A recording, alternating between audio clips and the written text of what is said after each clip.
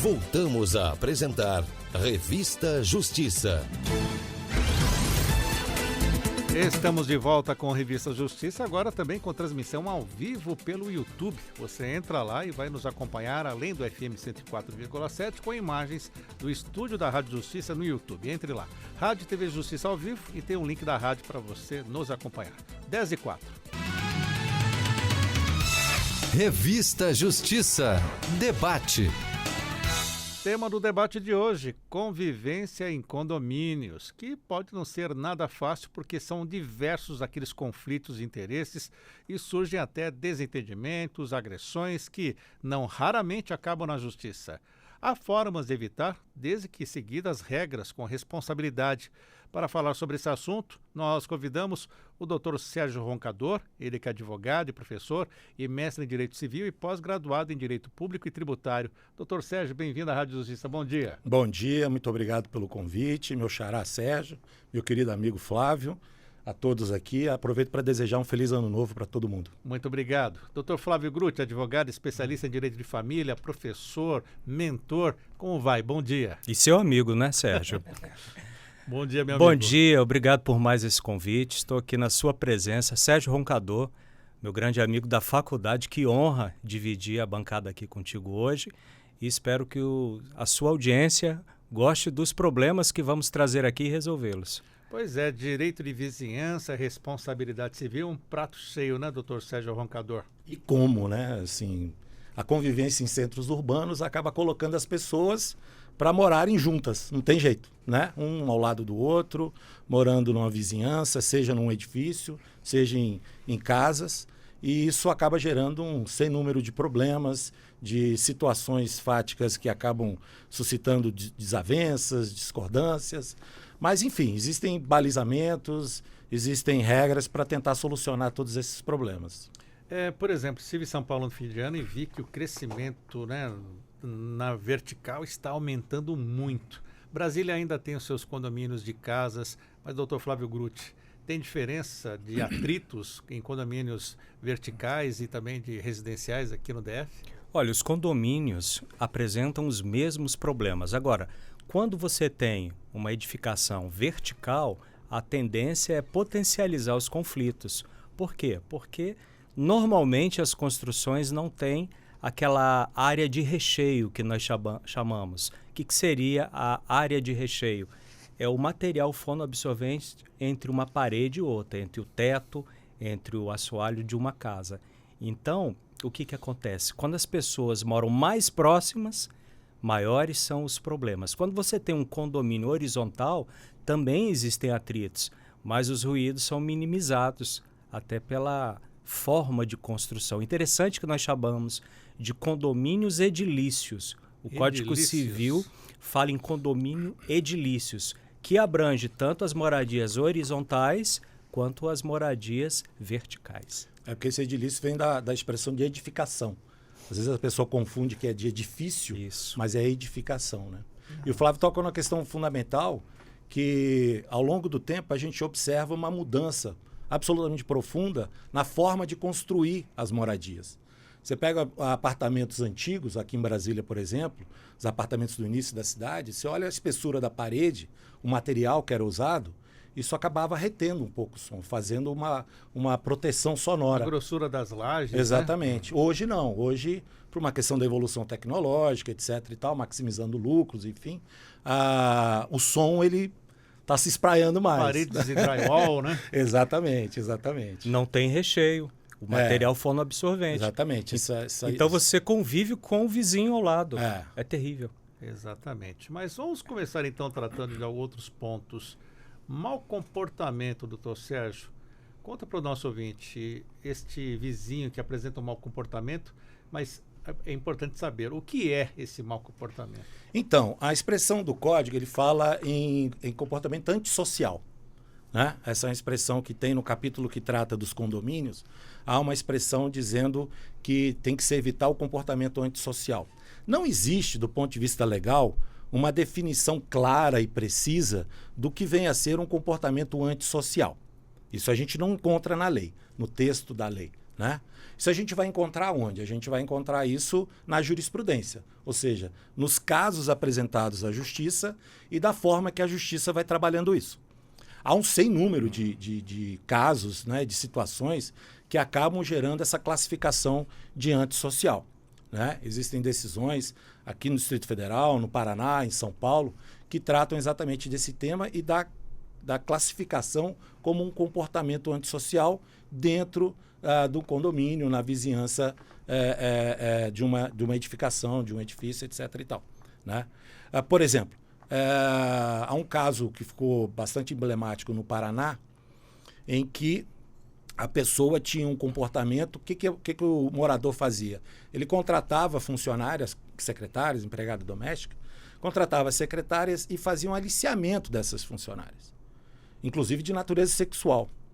E isso criou um problema enorme, por óbvio, né, no condomínio. Ele foi multado, ele teve uma série de interpelações por parte do condomínio. E aí o condomínio, e ele resistia, ele não conseguia modificar o seu comportamento, não fazia por onde. O condomínio acabou entrando na justiça e, por uma decisão que ainda causa uma certa discussão, a justiça acabou afastando o proprietário da sua residência. Ou seja, foi além das sanções normais que o Código estabelece, né? Então, assim, o comportamento antissocial não há uma definição prévia na lei.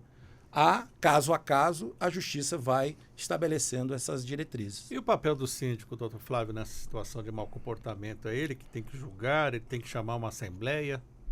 Olha, o síndico fica muito amarrado pelas disposições constantes da Assembleia ou do regimento interno. Então, por exemplo, nessa conduta antissocial, que é um conceito abstrato, não é, Sérgio? Ele é subjetivo, vai ser analisado caso a caso. Para o síndico multar um condômino que seja considerado, por exemplo, como antissocial, ele precisa de uma autorização, salvo engano, de 3/4 dos condôminos. Então, ele tem uma atuação, uma autonomia limitada. É claro que você tem aquele síndico que é mais proativo, que ele tenta agir em todos os flancos, né? Principalmente nas áreas comuns, e se preocupa com o sossego. Agora, existem outros síndicos que eles têm uma atuação mais contida. Então, eles são regulares e de acordo com a convenção. Se a convenção autoriza que se tome alguma providência, ele notifica. Ele analisa uma defesa e, se for o caso, ele multa. Agora, para excluir o condômino e afastar daquele edifício, só a justiça. E não é fácil. O mau comportamento fica muito abrangente, né, doutor Sérgio? O que podemos mais falar sobre mau comportamento? A gente vai falar aqui sobre barulho, vamos falar aqui sobre fumaça daquele vizinho que fuma, mas quais outras situações que podem ser enquadradas, consideradas mau comportamento? Então, não, como eu disse há pouco, né, o Flávio também bem colocou, não há uma definição legal para isso, é um termo aberto, né? E na operação, no dia a dia, que a gente vai fixando essas questões.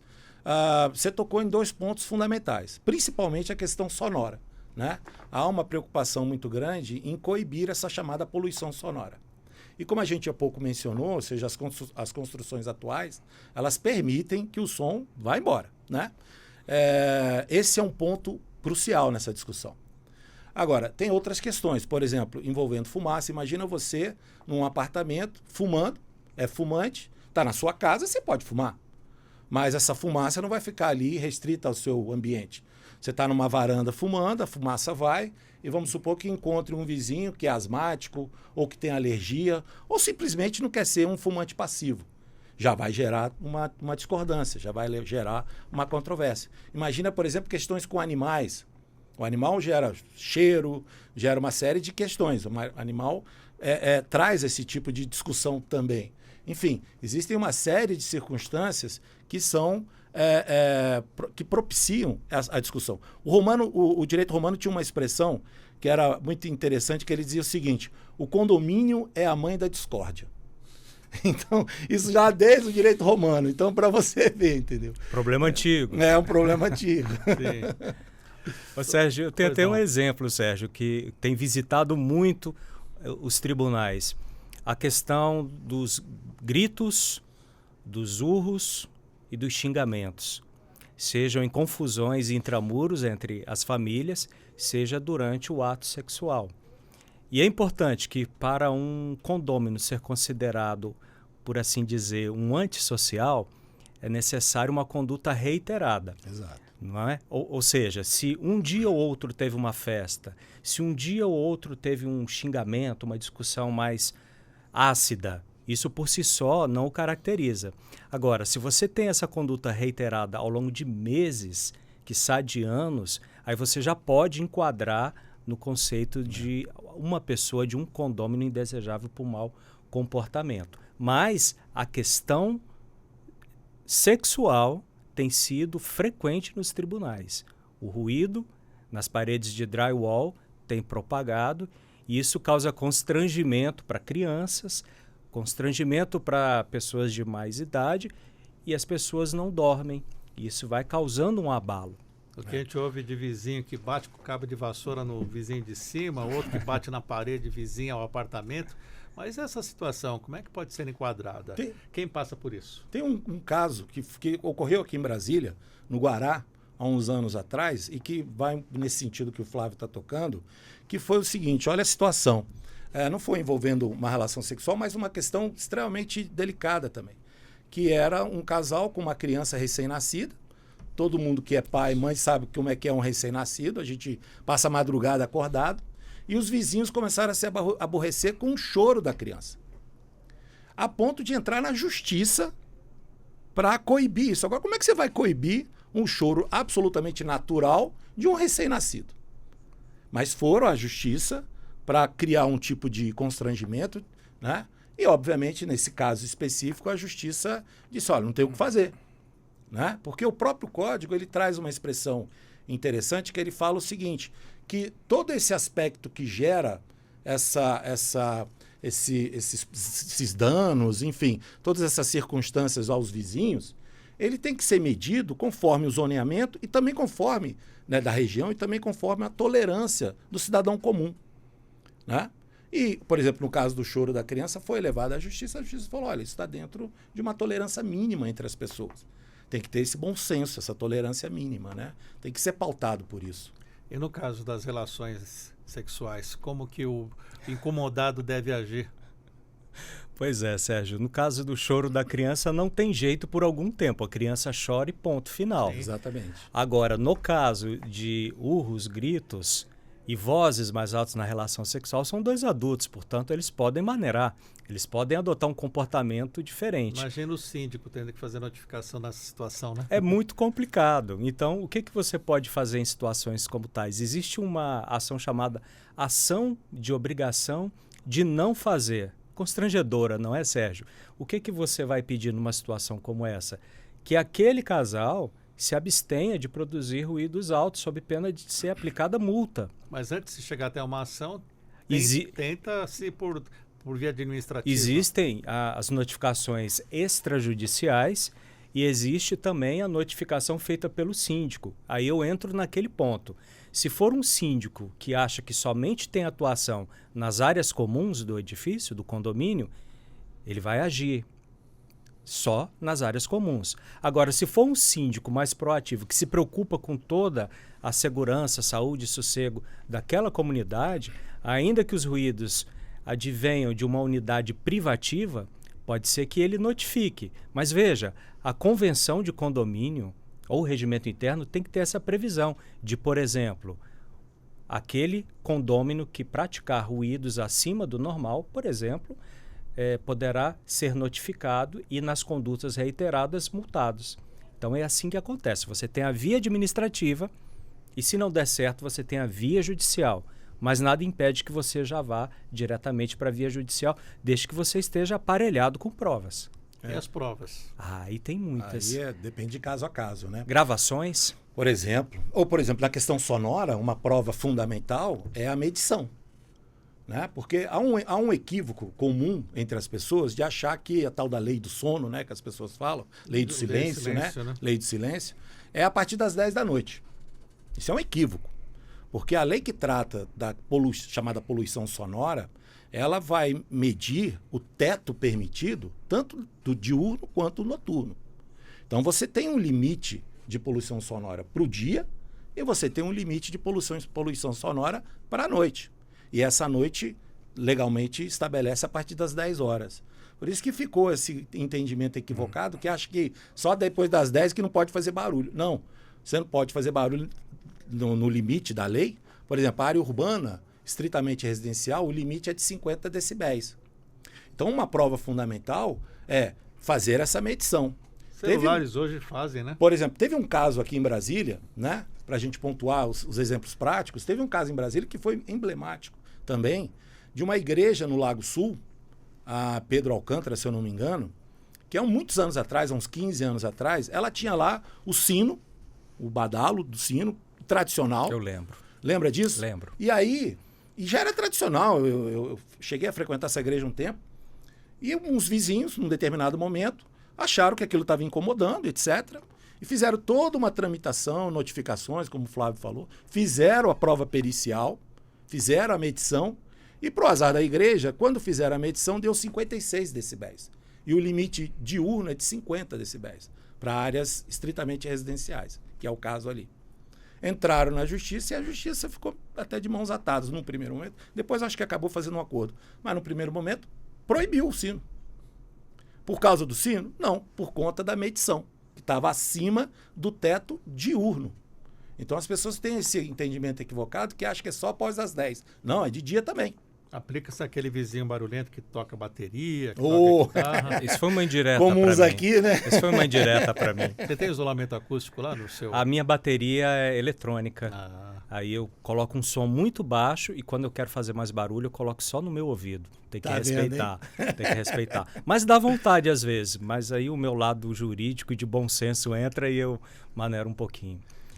E esse é um parâmetro, né? O bom senso. Né? Bom senso, Sérgio. Olha, eu tenho até o número da lei que limita os ruídos aqui no Distrito Federal. É uma lei distrital, Exato. não é a municipalidade, cada estado tem a sua lei. Aqui no DF é a Lei Distrital 4.092 de 2008. 4092, exatamente. Certo? Isso se aplica, por exemplo, quando você mora perto de um bar com música ao vivo.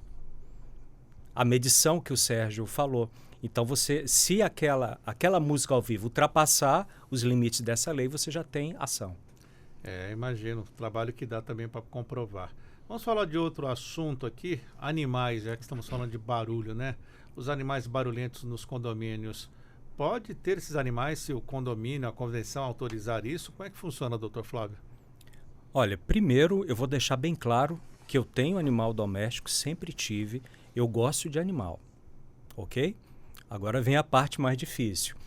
Como que é regulamentada a questão dos animais? Basicamente, se a convenção coletiva permitir a criação, ok. Se vedar, não vai poder criar animais. Mas... Aí você tem um detalhe. Há uma colidência do princípio coletivo de viver bem em comunidade, na qual a decisão do grupo poderia prevalecer. De outro lado, você tem os seus direitos e garantias individuais, inclusive os atributos da propriedade de usar, gozar e dispor da sua propriedade. Então, a gente tem aí uma colidência aparente de um princípio coletivo e de um princípio individual. Como que a jurisprudência tem decidido? Ok, o regimento interno ou a convenção coletiva autoriza que sejam criados animais. Agora, vamos aplicar uma razoabilidade. Você pode transformar o seu apartamento residencial num hotel de animais? Não pode, porque você estará mudando a destinação residencial. E se você tiver 2 ou 3 cães ou gatos que produzem ruídos excessivos durante a madrugada, você, vizinho, você pode aguentar isso? Você é obrigado a aguentar isso? Não. Quando houver uma colidência nesse sentido, deve preponderar aquele direito de você limitar o uso da propriedade alheia. São os 3 S. Todo mundo tem direito à saúde, ao sossego e à segurança. Portanto, objetivamente, ainda que o regimento interno ou a convenção autorize a criação de animais de pequeno ou de médio porte, esses animais não podem perturbar a vizinhança. sob pena de sofrer reprimendas judiciais. Um latido é passível de reprimenda judicial? Não. Mas se você viver ouvindo latidos na madrugada, isso pode causar alguma repercussão jurídica. O que se faz? Isso é importante. Bom, a depender da disposição da convenção coletiva, convenção do condomínio, o síndico ele pode notificar aquele morador para que tome alguma medida, retire os cães ou até mesmo que adestre os cães. É uma solução alternativa que tem dado muito certo, o adestramento dos cães. Agora, se as medidas administrativas não surtirem efeito, você vai ter que entrar na justiça com uma ação de obrigação de não fazer, de não criar o animal, ou de fazer, de mandar o animal embora, ou até mesmo de adestrar o animal. Como que você aparelha essa petição inicial? Com prova material e testemunhal. Você vai pegar pelo menos o depoimento dos vizinhos limítrofes, você vai fazer gravações, você pode até fazer gravações apenas de áudio ou com vídeo e áudio, e aí você também pode fazer uma medição daquele limite de decibéis que aquele cachorro ou aquele gato está produzindo. E a chance de você obter um provimento judicial favorável é muito grande, inclusive com a combinação de multa por descumprimento. Doutor Sérgio, mas se uma convenção proíbe animais, esse item já está totalmente inválido pelas decisões judiciais? Pode ter animal dentro dessas limitações do bom senso? Então, o Flávio já tocou num ponto fundamental. A convenção do condomínio vai estabelecer a regra básica. Até um tempo atrás, quando uma convenção do condomínio estabelecia uma vedação a possuir animais tinha condomínio dentro... que vedava até crianças, né? Você tem de tudo. Até um tempo atrás, a proibição de ter animais, não é? Dentro dos apartamentos, muito embora sejam áreas autônomas, mas se a convenção assim determinasse, isso era lei. Lei. Não tinha como. Atualmente, a jurisprudência ela tem abrandado isso. Então, há uma série de decisões judiciais, mas aí é na justiça, há uma série de decisões judiciais, mesmo com a vedação da convenção do condomínio, permitindo que a família tenha animais no seu apartamento, né? Por exemplo, animais que estão com a família há muitos anos, né? Hoje a gente tem um conceito de família interracial, e crianças, por exemplo, com autismo. Então, tem uma série de situações em que a justiça Cães vem... de apoio emocional. Exatamente. Então, há uma série de situações em que a justiça, mas aí é a justiça, vem abrandando, vem flexibilizando as vedações, as proibições contidas nas convenções, né? Quanto a ter ou não ter animais dentro do apartamento. Mas mesmo que a convenção permita o animal, é dentro daqueles limites que o Flávio mencionou. Ou seja, você não vai transformar o seu apartamento num hotel para cachorro, para gato, seja lá o que for, né? Então tem que ter um princípio de questão sanitária, a questão do sossego, a questão sonora, a própria questão de segurança. Imagina, por exemplo, lá você com um cachorro que é de uma raça extremamente violenta e tudo mais, né? Dizem que não tem raça violenta, mas tem um comportamento violento. Mas, independentemente disso, né, você tem animais que, sabidamente, são animais mais perigosos e tudo mais. Isso pode colocar em risco a própria segurança da convivência em vizinhança. Então, tudo isso vai ponderando, né, esse seu direito absoluto de, na sua propriedade, fazer o que quer, porque não é assim. O direito de propriedade ele não é absoluto, não é pleno nesse sentido, eu sou o dono, agora eu faço o que eu quero. Sim. Não, você tem abrandamentos, você tem senões, né? E a convivência na vizinhança, e como o Flávio colocou bem, o direito de vizinhança ele é um limitador do direito de propriedade. Ele é dizer o seguinte, olha, você é proprietário, ok, você pode tudo, não, você pode muita coisa. Mas principalmente você tem o dever de conviver. E conviver é viver com, né? Então o direito de vizinhança, ele carrega para o direito de propriedade uma série de balizamentos para proporcionar a convivência entre as pessoas. Como foi o final de... Pois não, Flávio? Um exemplo que lembrei aqui de um mau comportamento, um comportamento antissocial. Uma vez, um caso concreto, a minha esposa entrou no elevador e quando abriu em certo andar, entrou um Rottweiler, daqueles maiores, que estava solto, sem focinheira, e deu um abraço nela. Subiu nos ombros dela e abraçou. Ela entrou em pânico. E o dono falou, calma, ele não morde. E aí, como que você age numa situação como essa? Questão de segurança, né? E ele foi notificado várias vezes para andar com o cachorro preso. E ele não fez até mudar.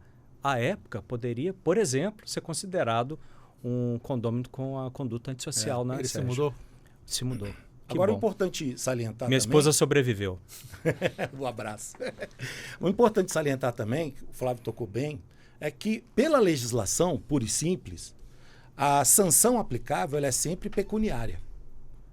Explica melhor para a gente. Ou seja, a opção que o Brasil fez, quando do Código atual de 2002, foi estabelecer ao condômino, a esse comportamento antissocial, ou qualquer outro tipo de desvio, né, no comportamento do condômino, apenas uma sanção de natureza pecuniária, vale dizer, multa. Essa multa ela vai de 1 a 10 valores do condomínio. Normalmente ela vai de 1, podendo aumentar para 5, de 5 para 10. O máximo da sanção pecuniária estabelecida por lei, pelo Código Civil, é uma multa de 10 vezes o valor do condomínio. Não há previsão legal para esse outro tipo de sanção, outro tipo de imposição e obrigações de fazer ou não fazer. Isso tudo decorre da jurisprudência. Do ponto de vista normativo, a sanção ela é pecuniária. E foi uma opção do legislador brasileiro. Eu lembro bem que na exposição de motivo do atual Código, o jurista que cuidou da parte do direito das coisas, aonde está a questão do condomínio inserida, ele na exposição de motivos ele colocou bem, dizendo, olha, existem exemplos, e na época ele citou a legislação do México e a legislação da Espanha, que já traziam desde os anos 70, desde os anos 60, inclusive a legislação mexicana, sanções de natureza outra, de natureza comportamental, obrigando, inclusive na legislação mexicana, ao condômino vender a sua propriedade. Mas ele fez a opção, e foi essa opção que o Miguel Reale fez à época, e assim ficou no nosso código. O jurista que cuidou da parte de direito das coisas era um desembargador à época, chamado Herbert Chamun. E ele, na exposição de motivos, ele descreve isso. Ele fala, eu fiz uma opção pecuniária, porque entendo que a multa será suficiente para realinhar o comportamento do mau morador. A história está provando que a multa não é suficiente. Ela é importante, mas ela não é suficiente, né? Final de ano, como foram as confraternizações? O senhor mora em prédio? Teve algum problema com o vizinho mais barulhento? Eu moro em prédio e os problemas são frequentes. Então, por exemplo, a questão do volume de som. O Sérgio tocou com muita propriedade naquela questão. Tem-se uma convenção mental das pessoas de que até 10 horas pode fazer tudo, que até as 10 horas da noite não há limite. Não é bem assim. Se você mantiver um som demasiadamente alto durante toda a tarde, você está perturbando o sossego. A questão das 22 horas é um balizador entre o bom senso. Você não pode, em nenhum momento do dia, ouvir música muito alta.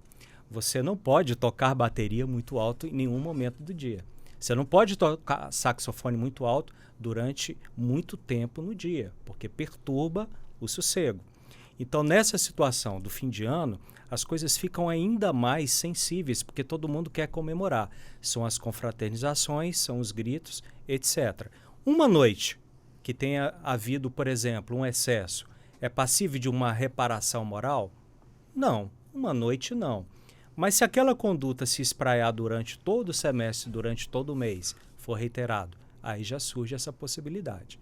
Mas no meu edifício, os maiores conflitos que existem realmente dizem respeito à criação de animais. Animais com latidos. Para vocês terem uma ideia, durante a pandemia, no meu condomínio, teve um incremento de 47 vidas de cachorros. Ou seja, 47 cachorros chegaram para morar durante a pandemia. Cachorros, sem falar os gatos, né? Mas o gato ele passa despercebido.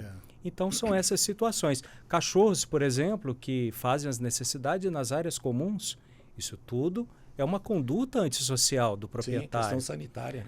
E o tutor nem leva o saquinho para fazer o recolhimento das fezes? Não leva. Tem que levar. Tem que levar. Até nas áreas ajardinadas, né, nas áreas Sim. comuns, até nas áreas externas aos condomínios também há que se levar. Mas o malcriador que não toma esse cuidado nesse momento, ao invés de recolher, olha para o céu.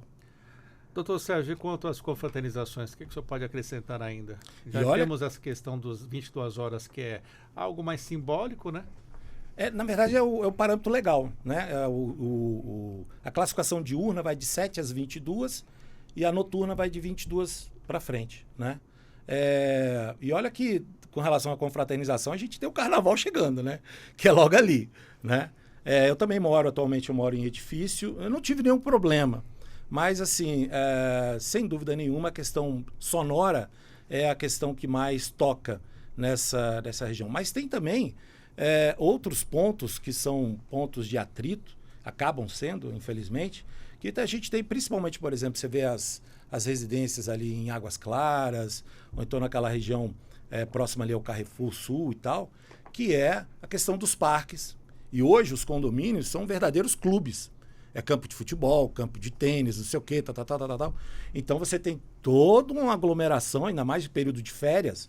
A meninada desce toda para o parquinho, e os parquinhos hoje desses edifícios, desses condomínios, são verdadeiros clubes, como eu disse há pouco, né? Salões de festa, você tem churrasqueira, você tem espaço gourmet. Então, assim, hoje os condomínios, por uma questão de mercado e tudo mais, eles estão virando mini-cidades. E você administrar tudo isso, eu costumo dizer que o síndico ele tem que receber ou insalubridade ou periculosidade, porque não é fácil você administrar isso. Síndico que é até obrigado a avisar caso venha, esteja acompanhando sinais de violência doméstica também, né? Tudo passa por ele. Ele é o grande xerife, administrador, prefeito, padre, ele é tudo no condomínio, né? E como o Flávio colocou no início, você tem condutas distintas desse síndico. Às vezes ele é mais participativo, às vezes ele vai aqui dar uma de xerifão mesmo e vai tomar conta, né, daquele local como se fosse dele. Outras vezes não, ele é mais passivo, ele espera as partes entrarem num acordo, ou ele tenta induzir uma acomodação, enfim. Tem essas condutas que são distintas, às vezes são complementares, né? Mas a gente vai observando isso. Então, assim, a modalidade das moradias, o tipo das moradias, a evolução que as cidades vão tendo, elas vão proporcionando um aumento dessas zonas de possíveis conflitos, né? Inevitáveis. O doutor Sérgio falou sobre a questão da fumaça do vizinho de baixo que sobe para o de cima. Judicialmente é possível alguma coisa? O condomínio pode impedir? Como é que funciona isso?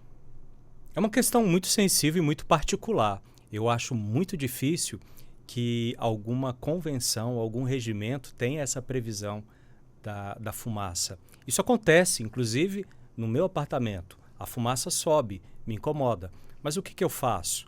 Esse cigarro vai acabar em alguns minutos. Eu fecho a janela. Eu ajo assim, porque quando nós trabalhamos com direito, não é, Sérgio? Nós sabemos que a justiça é o pior caminho, mas às vezes é inevitável. Exato. E o síndico muito atuante, nós brincamos dizendo que ele pode ser um futuro cadáver, porque ele arruma conflito com todos, né?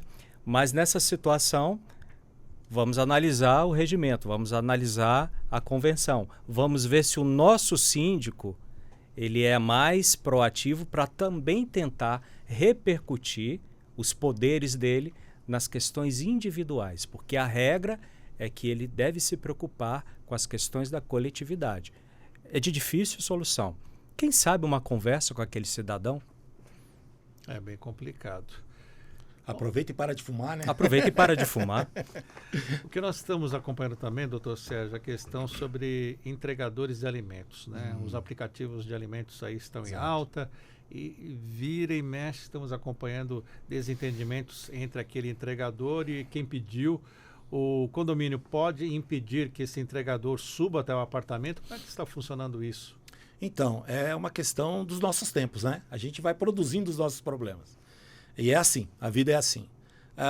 Com a pandemia, principalmente, esse aspecto aumentou e muito, né? Bom, esse é um serviço que está à disposição da comunidade. Ou seja, alguém que vai entregar até a porta da sua casa ou até a porta do seu condomínio um determinado produto.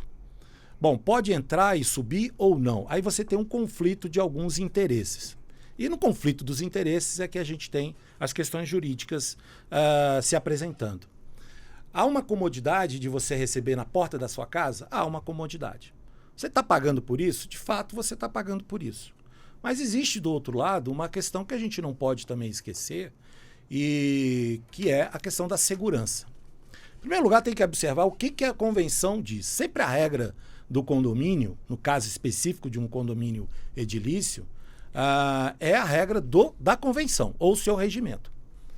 Tem que observar. Tem alguma coisa escrita sobre isso?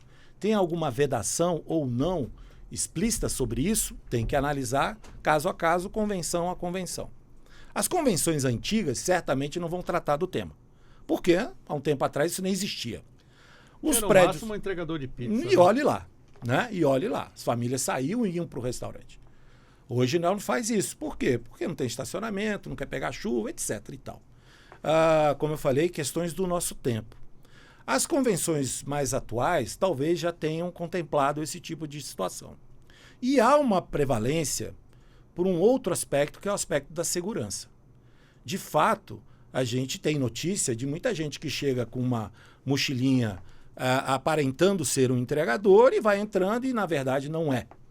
Infelizmente, ocorre isso. Então, o que você vai optar? Pela comodidade de alguém tocar sua campainha, você abrir a porta e receber sua pizza?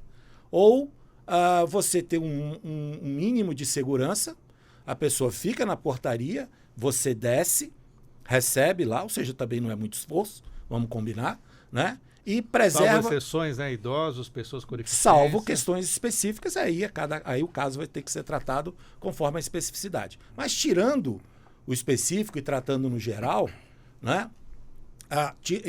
Fora a questão da convenção, sempre no condomínio você tem que olhar a convenção. A convenção é a constituição do condomínio. Então é a regra básica do condomínio. Tem alguma coisa escrita ali? Tem. Vai ser observado. Não tem? Então, como o Flávio colocou há pouco, vai ter que valer uma regra de bom senso. E a segurança, sem dúvida nenhuma, a questão da segurança, hoje, é um tema absolutamente importante. Então, respondendo objetivamente sua questão, primeiro olhar a convenção. Não tendo nada na convenção, há que se respeitar as regras de recebimento de terceiros, de estranhos no condomínio. Não é? Também não é porque é um entregador, um trabalhador, que você não vai permitir. Se um estranho chega no meu condomínio, ele é identificado e ele sobe no meu apartamento. Desde que você autorize. Desde que eu autorize. Né? Então, se não tem nada no condomínio de forma específica, vai ter que valer a regra geral. Qual é a regra geral? Recebimento no condomínio de pessoas estranhas ao condomínio. Vai valer para o trabalhador, vai valer para a visita. Né? Não pode criar também uma distinção aí. Porque é o trabalhador, eu vou carimbá-lo de uma pessoa potencialmente perigosa? Por que isso? Não é? Mas vai ter que passar pela identificação, vai ter que passar pela autorização, como qualquer condomínio. Quer acrescentar alguma coisa? Eu gostaria. Essa questão, Sérgio e Sérgio Duarte, já está sendo enfrentada aqui pela Justiça do Distrito Federal. Já vi alguns julgados no sentido de que se a convenção ou regimento forem omissos no tocante à subida dos entregadores de alimentos, fast food, você pode ajuizar uma ação de obrigação de fazer com previsão de penalidade por descumprimento para que o síndico paute a matéria e que seja levada a deliberação. A deliberação.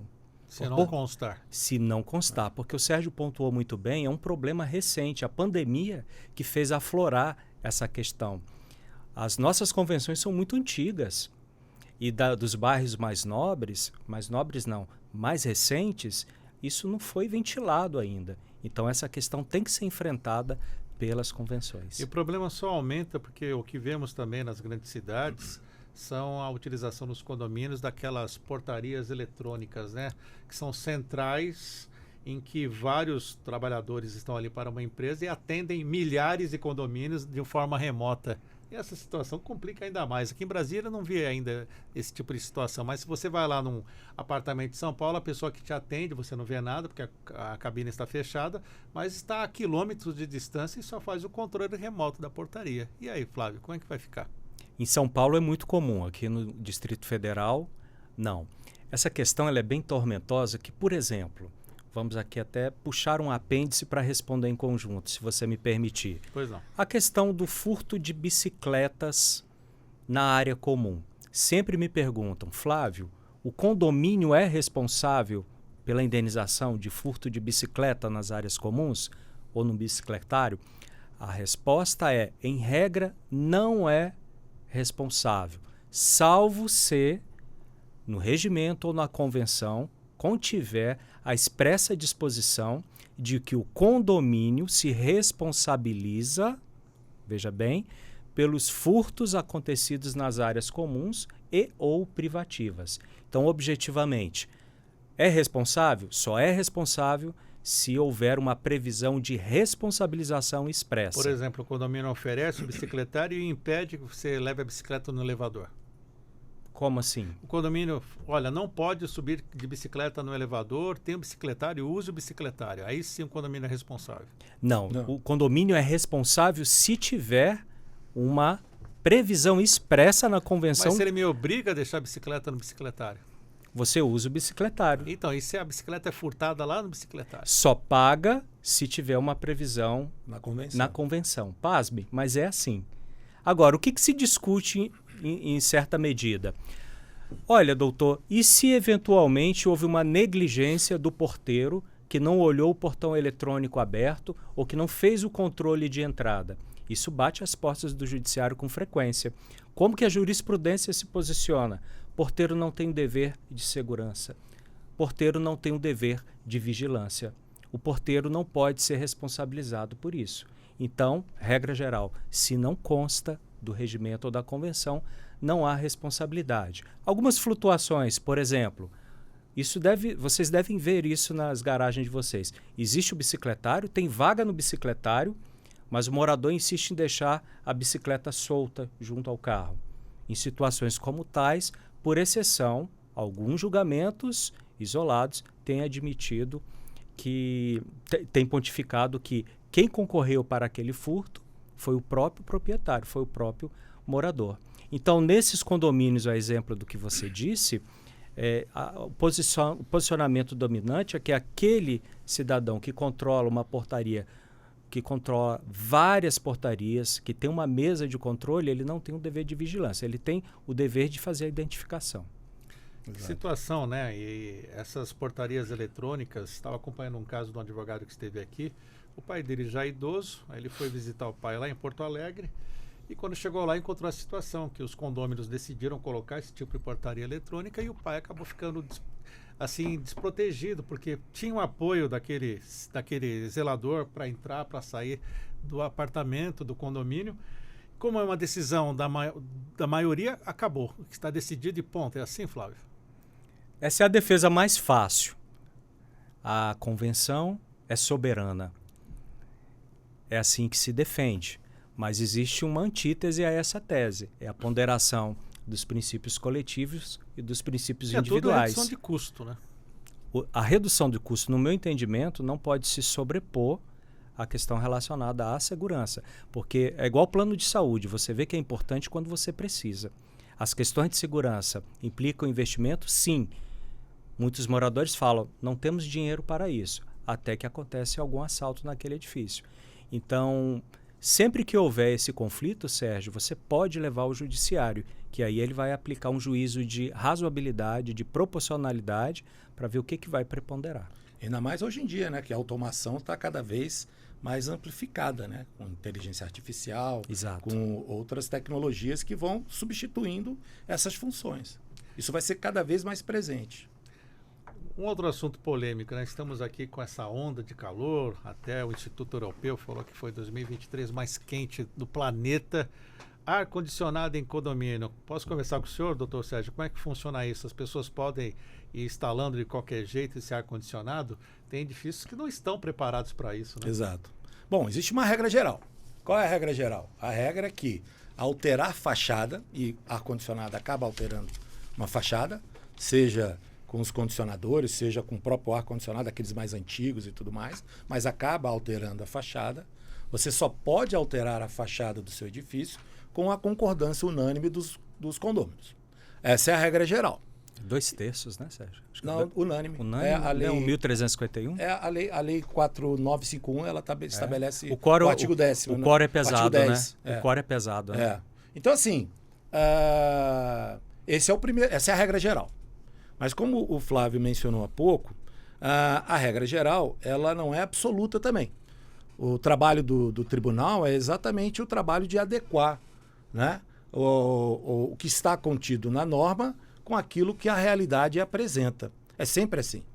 Esse é o trabalho típico da hermenêutica, né? É você adequar a regra a isso. Bom, se você pegar fizer uma pesquisa rápida na jurisprudência, você vai ver que todo mundo, inclusive com ar-condicionado, mas e de outras maneiras também, todo mundo que fez essa alteração sem a autorização do condomínio, na forma legal, teve que depois desfazer a obra. Isso é mais ou menos pacífico. Agora, os tempos estão alterando.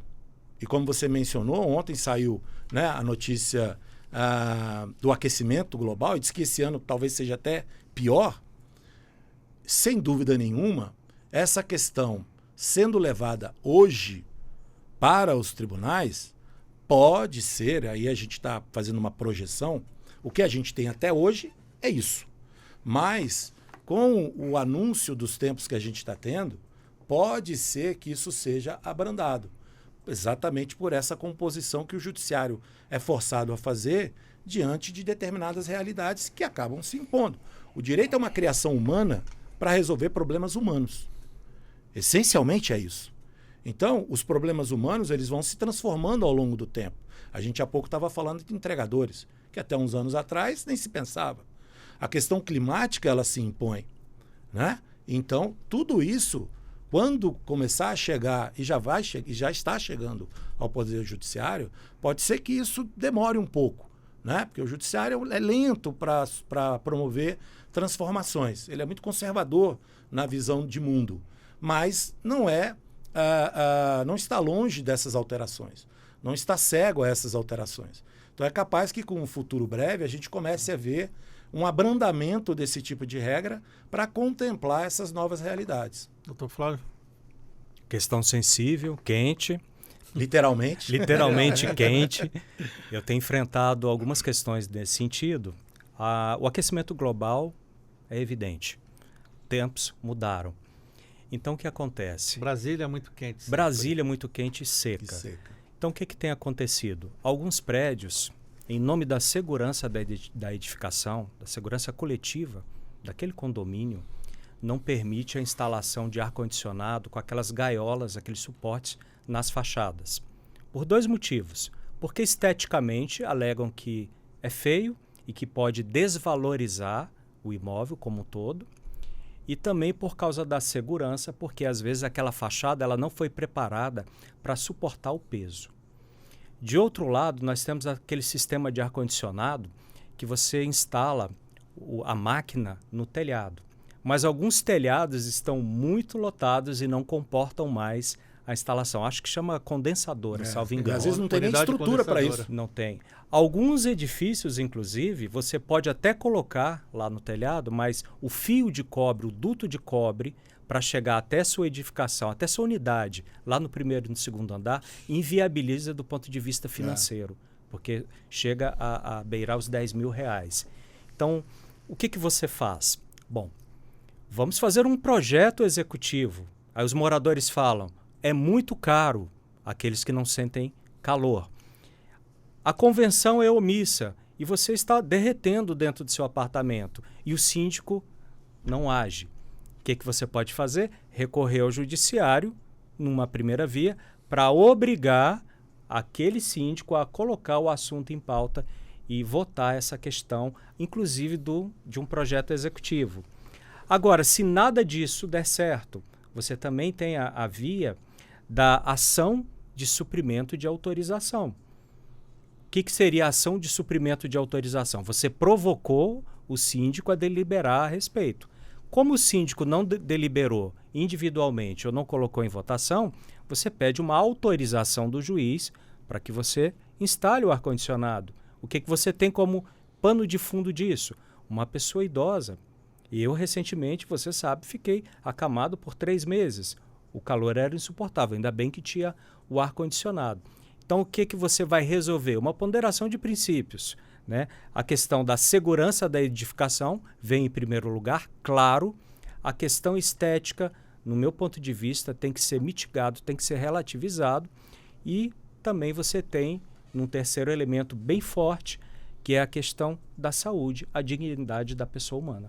Só queria acrescentar uma questão que o Flávio trouxe de forma brilhante, que a gente pode até evoluir nisso, avançar nisso. Porque quando a gente fala da questão disso, que aí a gente está falando um pouco também no aspecto de sustentabilidade, quando a gente fala no aspecto de sustentabilidade dos edifícios, a Europa, por exemplo, está muito mais à frente disso. Você tem coberturas vegetais, por exemplo, nos edifícios, isso é muito comum na Europa, que diminui a temperatura interna, né? Você tem, por exemplo, tratamento com luz, energia solar. Você pode, inclusive, envolver o tema da sustentabilidade nessa discussão. Aí sim porque se a gente fala apenas de ar-condicionado, a gente está falando do que temos aqui, né?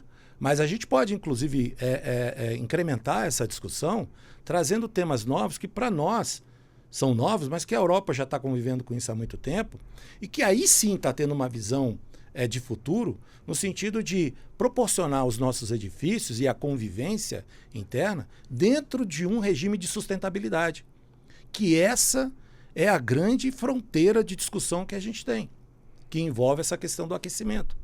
É transformar a nossa moradia em uma moradia sustentável, ecologicamente sustentável.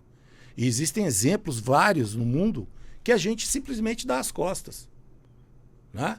E há todo esse arcabouço processual que você pode provocar o seu condomínio, o seu edifício, a avançar e também apontar nesse sentido. Conversa boa, assunto não falta, mas o tempo está acabando. Quero agradecer aos nossos convidados falando sobre convivência em condomínios, direito de vizinhança e responsabilidade civil. Começo agradecendo ao Dr. Flávio Grutti, advogado e especialista em direito de família, professor, palestrante, conosco mais uma vez na Rádio Justiça. Dr. Flávio, obrigado por estar conosco. Depois podemos até fazer uma pauta sobre o direito de vizinhança fora dos condomínios, né? Porque estamos falando de condomínios, mas quando você mora numa casa que não é um condomínio, a situação é diferente. Obrigado por estar conosco. A sua consideração final, qual o conselho para a convivência em paz? Conselho para conviver em paz. Uma alta dose de tolerância. É verdade. Acho que isso fecha o nosso raciocínio. Agora, se o copo encher, o Sérgio acabou de tomar água aqui, quem está nos vendo também, se o copo encher, você tem que sair da zona de inércia, porque senão a sua vida vai virar um tormento, a sua saúde certamente será abalada. Aí tem a via administrativa, se não der certo, a via judicial com um advogado especializado. Obrigado mais uma vez, boas férias, doutor Flávio. Muito obrigado, Sérgio. Também doutor Sérgio Rocador, advogado, professor e mestre em Direito Civil e pós-graduado em Direito Público e Tributário. Obrigado pela sua presença aqui na Rádio Justiça. Feliz ano novo para o senhor também. Qual o conselho final que o senhor deixa para o nosso ouvinte? Olha, o conselho que eu deixaria era uma coisa assim, uma coisa que a gente tem esquecido muito: diálogo. As pessoas hoje não estão dialogando, as pessoas não estão conversando. Então, antes das multas, antes das ações, antes da contenda, o velho e bom diálogo. Conversar, discutir, né, aparar arestas e traçar coletivamente, se for o caso, as soluções para aquele condomínio, que é a sua cidade, é seu local de residência, onde você está com a sua família, onde você chega e fala, estou em casa, né? Então, o velho e bom diálogo. Melhor que mensagem, né? Não é mensagem de WhatsApp, não, é diálogo. Diálogo, olho no olho, né? O texto, assim, por si só, é muito difícil você saber o estado de ânimo da pessoa, né? Não, diálogo, ouvir a voz. Mas as pessoas também têm muito medo das reações, né? Tivemos um síndico em Águas Claras que foi falar do saco de pancada que o morador tinha instalado na academia, quase morreu, né? Mas eu ainda acredito que o diálogo é um caminho a ser reconquistado, porque a gente está esquecendo do diálogo. A gente está esquecendo de fazer isso que a gente está fazendo aqui. Juntar as pessoas e simplesmente sentar e conversar. É preciso voltar a isso. Essa questão do síndico que você mencionou seria uma conduta antissocial. Muito obrigado aos nossos convidados, obrigado a você também que nos acompanhou aqui pelo YouTube da Rádio TV Justiça. Essa entrevista vai estar disponível também depois e você vai poder compartilhar com quem você quiser e assistir novamente. Muito obrigado aos nossos convidados. O Revista Justiça de hoje fica por aqui. Apresentação e edição de Sérgio Duarte, produção Leandro Bezerra, trabalhos técnicos Luiz Alves, programação musical Josimar Fernandes, coordenação de jornalismo Marcela Luiza, Secretaria de Comunicação Social, Supremo Tribunal Federal. Está chegando aí a Ariana Fonseca e mais um Entretexto. Um ótimo dia para você e até amanhã.